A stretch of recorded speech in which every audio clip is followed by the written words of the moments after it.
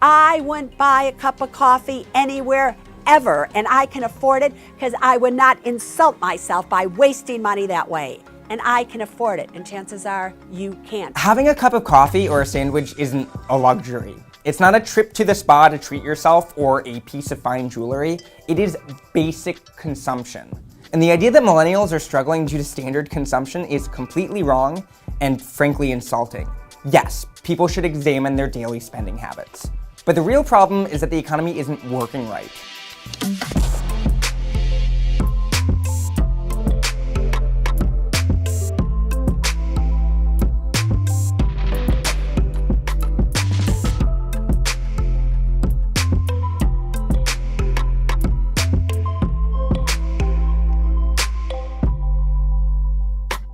In addition to this, millennials entered the workforce during the worst recession since the Great Depression, which has permanently lowered our wages. So, can we stop saying millennials are poor because we buy luxury items like coffee and fruit? Do you think that young people have now got the prospect of never owning a home? Absolutely, when you're spending $40 a day on smashed avocado and coffees and not working. Of course. Underneath an economy that is working wrong, where half of the new income goes to the top 1%, millennials are also burdened with ridiculous levels of student debt. Your generation, the younger generation, will in all likelihood have a lower standard of living than your parents.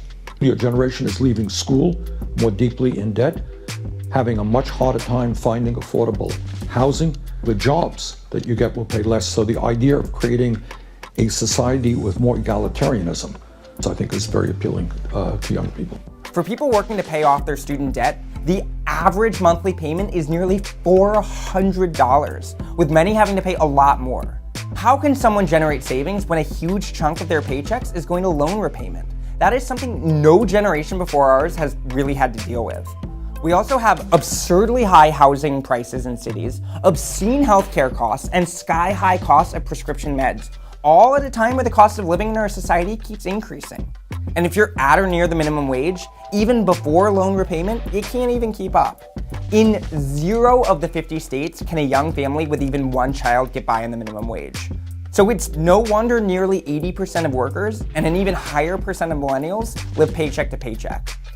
Fortunately, we have a handful of policies to address the actual issue, and not anything as patronizing as don't buy coffee or eat avocado toast. The Raise the Wage Act would boost the federal minimum wage to $15 per hour, fully restoring the minimum wage's loss in value over the last 50 years. And that floor would rise automatically to keep pace with the median wage. College for All would make all public universities tuition-free and reduce interest on our student loans. Medicare for All would lower medical costs for the average person and ensure no one gets trapped in medical debt ever again. Rather than scolding millennials, wealthy TV personalities might consider instead helping to advocate for legislation that will help fix our society.